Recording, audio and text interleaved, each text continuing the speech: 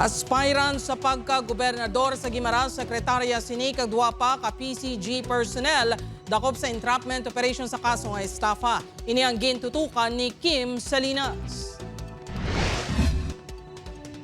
Arestado ang isa ka aspirant sa pagka-gobernador sa probinsya sang Guimaras sa entrapment operation sa Barangay Sabang, Sibuna, Guimaras, las 4 kahapon sang hapon. Ginkilala ini kay Margarita Cacho, 65 anyos, residente sa mga barangay nga magapangatubang sang kaso nga swindling o konestafa.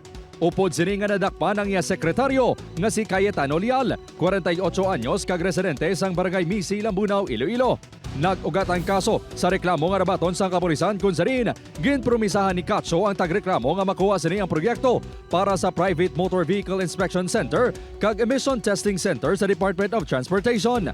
Kabaylo sini nga pabor ang 1 million pesos.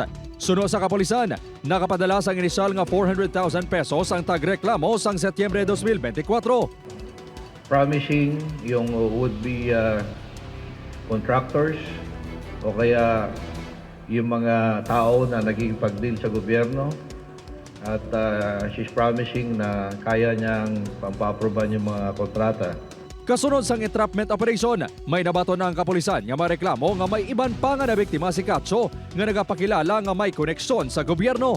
Baka mayroon pa siyang ibang mga na biktima. We're encouraging them to come out to file complaint. Lumalabas nga na relative siya ng first family. So siguro yun yung kanyang yun yung kanyang panglaban. Kaya maraming naniniwala sa kanya. Ang operasyon ginpangunahan sang Office of the President suno sa PRO6. Dakop man sa operasyon ang duwa ka personnel sang Philippine Coast Guard nga nagaserbe nga bodyguards ni Cacho nga Sanday Apprentice Seaman Marwin Parpan, 31 anyos, kag Rico Mailan, 27 anyos, nga na-assign sa Masbate. Nakuha sa mga ini ang duwa ka mga pusil kag magapangatumang sang kaso nga pagrapas sa Comelec Ganban.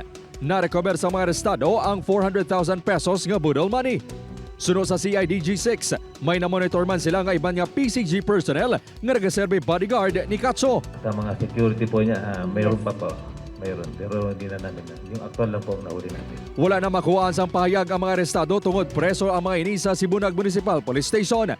Mag-iimbestigar man ang PRO6 sa posibilidad nga may kaupdanan si Cacho nga nagapatigayon sang kasubong nga modus. Upod kay Romel Porquia, Kim Salinas, 1 Western Visayas.